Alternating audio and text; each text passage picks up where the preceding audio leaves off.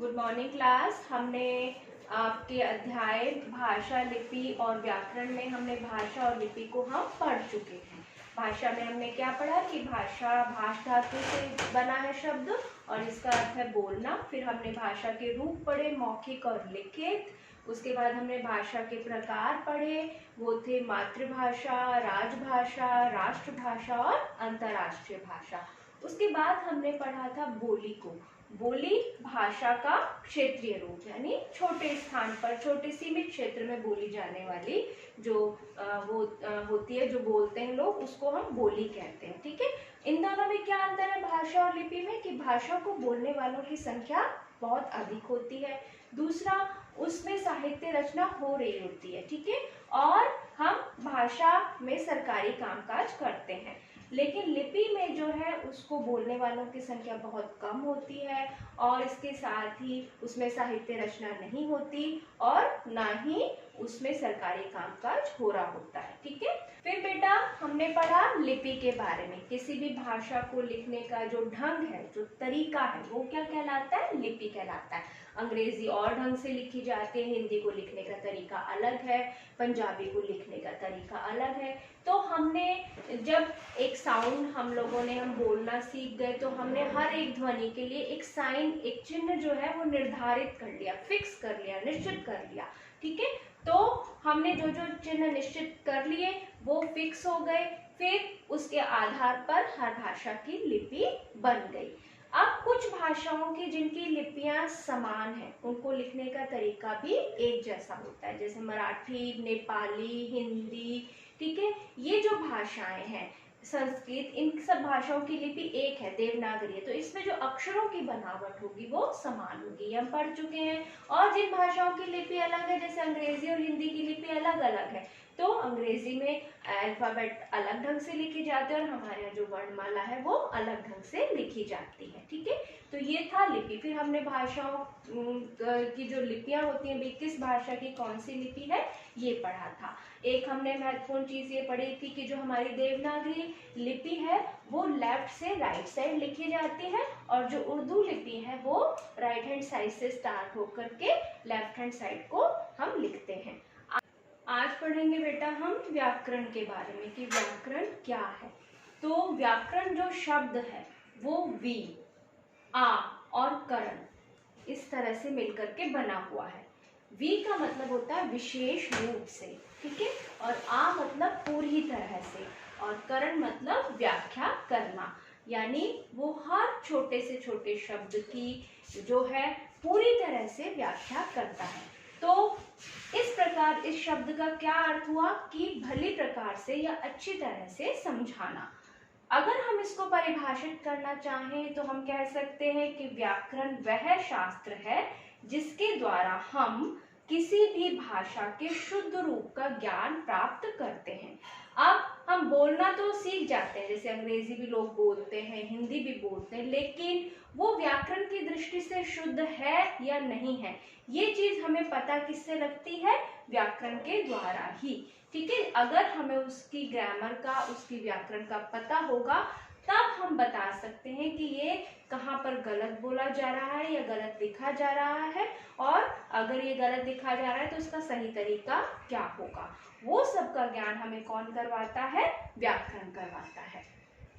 अब बेटा हम पढ़ेंगे कि व्याकरण के विभाग क्या क्या है, यानी हम व्याकरण हमें क्या क्या चीजों के बारे में पढ़ाती है हिंदी में। ठीक है। तो व्याकरण का पहला विभाग है वर्ण विचार। उसमें हम क्या पढ़ेंगे? वर्णों के प्रकार। जो आपका सेकंड चैप्टर है वो वर्ण विचार ही है। ठीक है।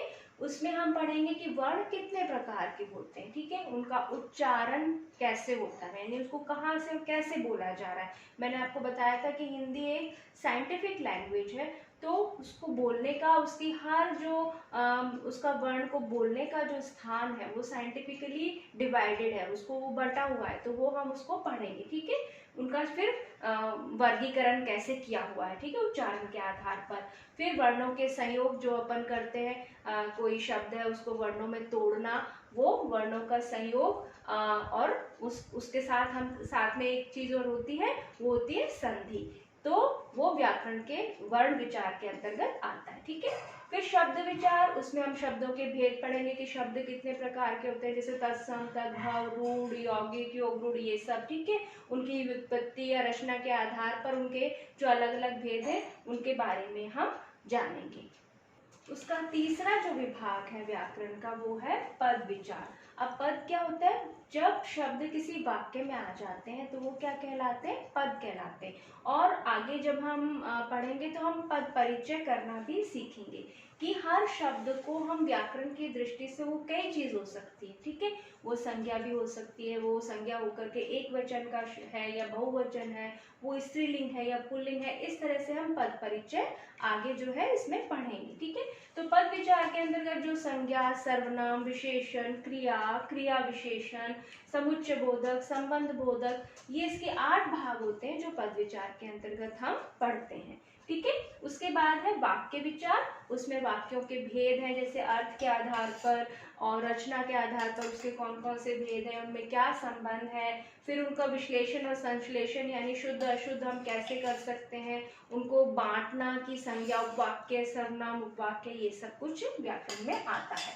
और उसके बाद विराम चिन्ह, तो ये सब जो है वो व्याकरण के अंतर्गत हम पढ़ते हैं।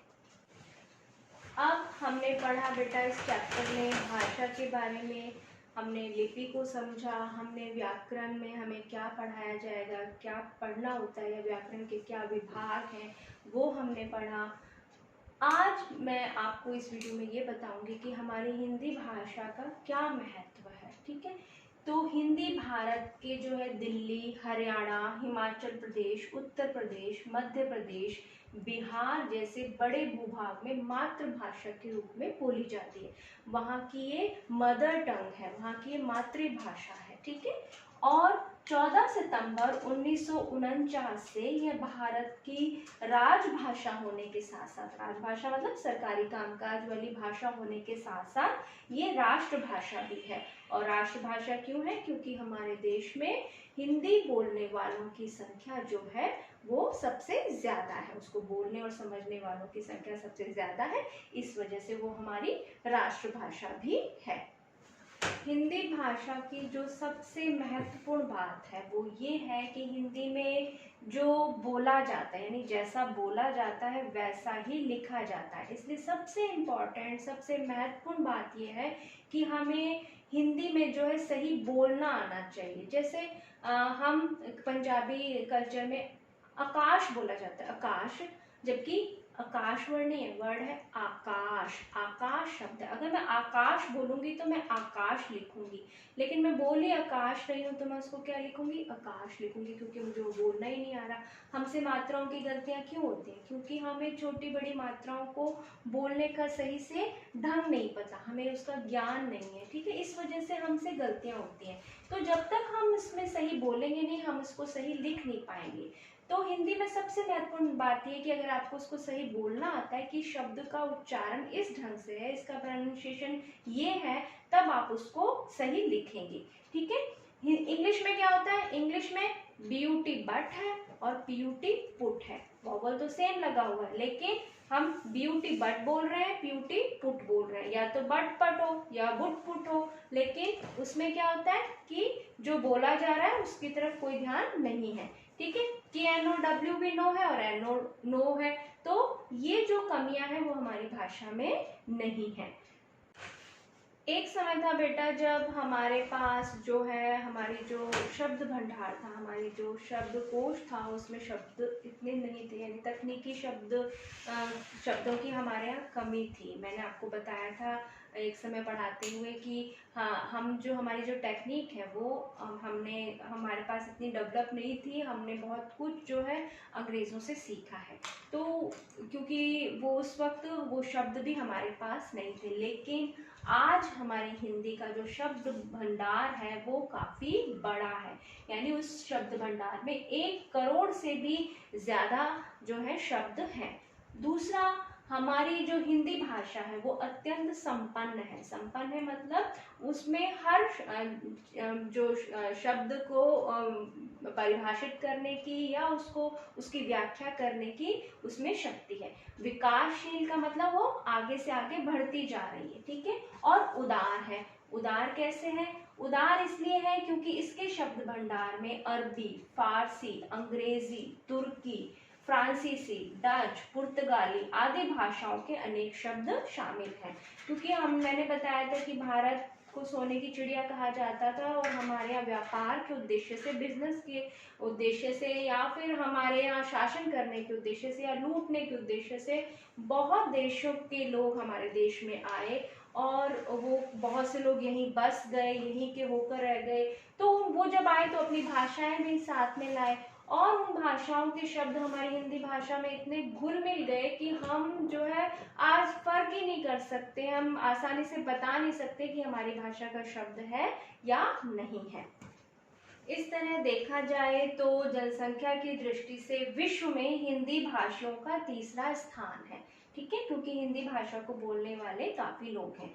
और प्रत्येक वर्ष 14 सितंबर को हम हिंदी दिवस के रूप में मनाते हैं। और आपको पता है कि हम क्यों मनाते हैं, क्योंकि उस दिन हिंदी को हमारी राजभाषा और राष्ट्रभाषा बनाया गया था। मुझे उम्मीद है कि आपको भाषा, लिपि और व्याकरण जो पाठ है वो अच्छे से समझ में आ गया होगा।